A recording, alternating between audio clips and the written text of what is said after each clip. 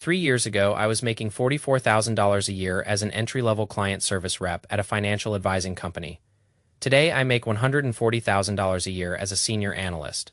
Throughout this journey the past couple years, I didn't take any shortcuts. There was no crazy luck involved in this mathematical progression.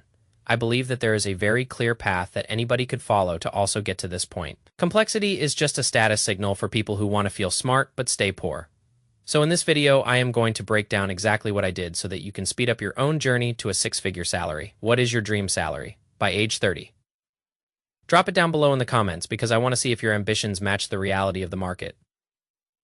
Jumping into the video here and giving you guys the starting point of when I was making $44,000 a year. This was February of 2022, and I was basically a human shield for financial advisors. I was a client service rep, which is just a fancy way of saying I did the boring work they didn't want to do. Somebody would call to talk to their financial advisor, and I would be that first point of contact. It was designed so the advisors didn't have to talk to clients the entire time for simple tasks. Let's say they would call and say they wanted to change an address on a Fidelity account. I could basically just do it for them, and honestly it was a lot of clerical work. It was not hard at all, and it was very easy to the point of being mind-numbing. I had a bachelor degree in finance, so it really felt like I was not using my degree fully. It was administrative work more than anything else, and $44,000 is not much money. I am not saying it is horrible money, but it is definitely not good if you want to build actual wealth. In most states, $44,000 a year means you are probably going to want to have roommates. You live in a pretty small space and you live paycheck to paycheck while watching your life pass by. Even if you are very frugal, making $44,000 a year, you can only save so much money. It is mathematically hard to build a substantial amount of wealth at that income level. That was one of the first problems I realized, and I think a lot of people in their early 20s are in that same boat. You can work pretty hard and be really good at your job, but the money just isn't going to stretch. Even if you are extremely frugal, your monthly budget has a floor that you cannot go below. If you live at home with parents and have no expenses, then a salary like that goes further. But for most people who are trying to live on their own, it just isn't going to go that far. In March of 2022, I decided to move across the country to an entirely different state.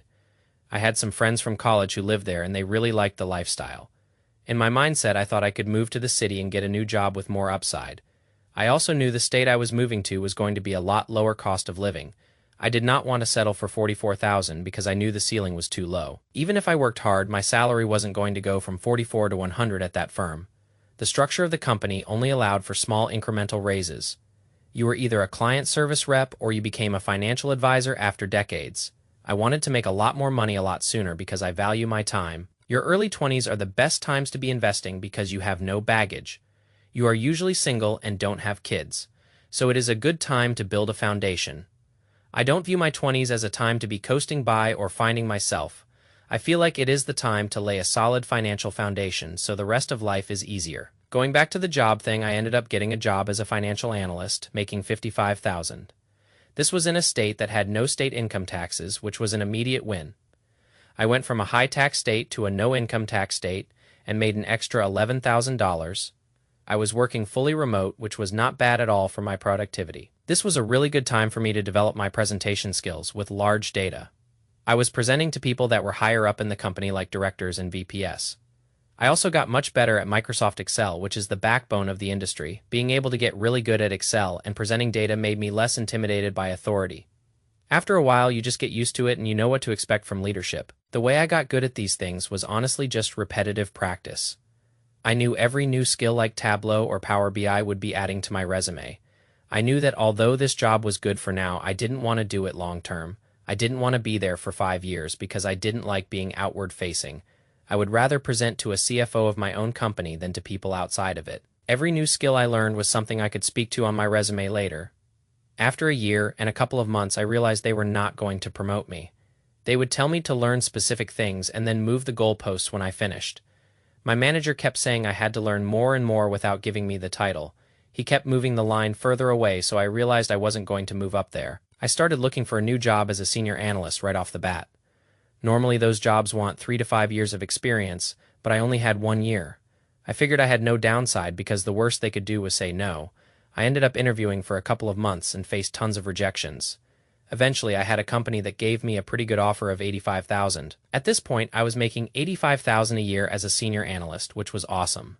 My boss was only a couple years older than me and gave me great exposure. I was working with the VP and the senior vice president and even the CFO. This job was more internal, which is exactly what I was looking for in a career. The people I was working with were all around my age, so it was a good environment. Everyone was supporting one another, but you still had to own your own work. It put me in an environment to help grow and build even more technical skills. My Excel skills had gotten very advanced and I was doing long-term financial modeling. I became extremely reliable because I could do complex things in a quick time period. It gave me more examples for me to speak on to my resume, which is the real currency. I'll even make a separate video on how to interview well because it is a vital skill. I worked at that $85,000 job from June of 2023 until January of 2020. Woo. In September of 2024, a different company announced they were acquiring us. If your company is getting acquired, the odds of you getting laid off go up significantly. I didn't want to get laid off, so I decided to look for a new role elsewhere. I thought maybe I could get another senior analyst role and see my pay go up again. It took me months of interviewing from September until the end of December. It was painful, but at the most recent job I went from $85,000 to $120,000 base. With the $20,000 bonus, I am now making $140,000 in total comp. Most senior analyst positions pay less, but I am not saying this to brag. The main thing you notice is that I am joining companies and working extremely hard to add skills. After a while, if there is no value or position to move up, I just jump to a different company. There is really not much downside to this strategy if you do it correctly. Option A is that you stay at the same company and don't move up much in pay. Option B is that you interview, and if they reject you, then you just keep your current job. If they give you a good offer, then you get a better environment and more money. New companies don't know your prior salary, so you have all the leverage in negotiations.